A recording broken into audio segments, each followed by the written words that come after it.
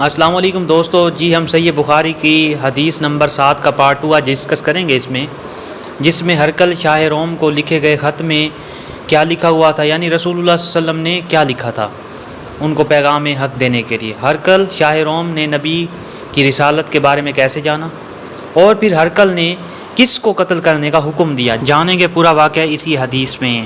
دوستو میرے channel doctor منیب official احادیث چینل کو سبسکرائب کر دیں اس پیاری حدیث کو سننے سے پہلے، تاکہ مزید ویڈیو احادیث کی آپ تک پہنچ سکیں۔ شکریہ۔ جی دوستو، ہم نے پہلے اس کے بارے میں ڈسکس کر لیا تھا، آج ہم نے یہاں سے شروع کرنا ہے۔ ہرقل نے رسول اللہ صلی اللہ علیہ وسلم کا وہ خط منگوایا جو آپ نے وحیہ کلبی رضی اللہ تعالی عنہ کے ذریعے حاکم بصرہ کے پاس بھیجا تھا، اور اس نے وہ ہرقل کے پاس بھیج دیا۔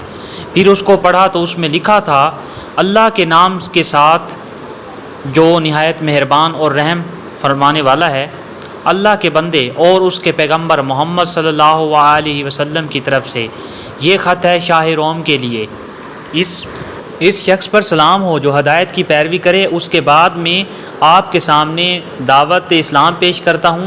اگر آپ اسلام لے آئیں گے تو دین و دنیا میں سلامتی نصیب ہوگی، اللہ آپ کو دوہرا ثواب دے گا، اور اگر آپ میری دعوت سے روگردنی کریں گے تو آپ کی رایا کا گناہ بھی آپ ہی پر ہوگا۔ اور اے اہل کتاب، ایک ایسی بات پر آ جاؤ جو ہمارے اور تمہارے درمیان یکساں ہیں، وہ یہ کہ ہم اللہ کے سوا کسی کی عبادت نہ کریں اور کسی کو شریک نہ ٹھہرائیں، اور نہ ہم میں سے کوئی کسی کو خدا کے سوا اپنا رب بنائے۔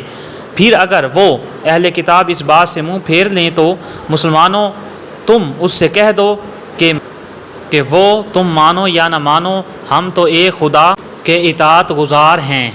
ابو سفیان کہتے ہیں کہ جب ہرقل نے جو کچھ کہنا تھا کہہ دیا تو وہ خط پڑھ کر فارغ ہوا تو اس کے ارد گرد بہت شور و غوغا ہوا، بہت سی آوازیں اٹھیں اور ہمیں باہر نکال دیا گیا۔ تب میں نے اپنے ساتھیوں سے کہا کہ ابو قشابہ کے بیٹے حضرت صلی اللہ علیہ وسلم کا معاملہ تو بہت بڑھ گیا ہے، دیکھو تو اس نے بنی اصفر روم کا بادشاہ بھی ڈرتا ہے۔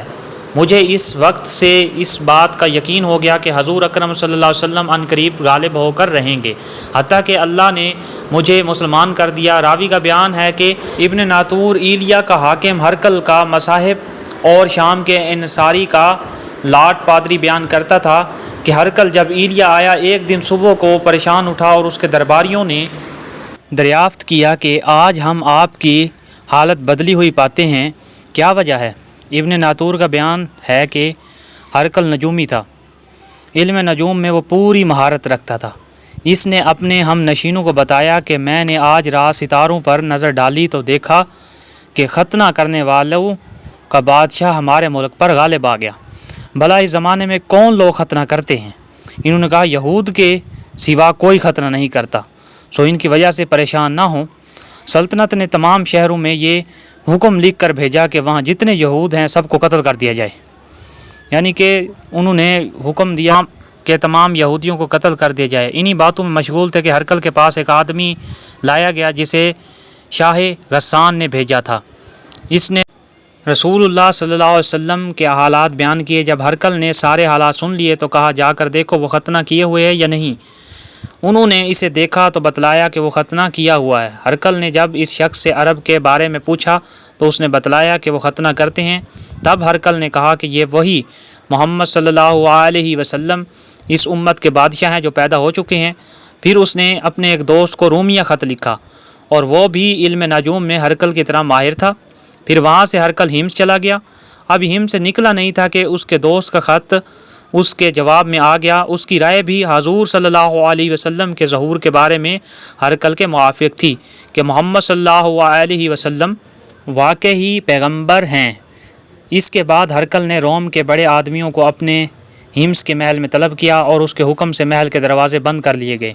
پھر وہ اپنے خاص محل سے باہر آیا اور کہا اے روم والو، کیا ہدایت اور کامیابی میں کچھ حصہ تمہارے لیے بھی ہے؟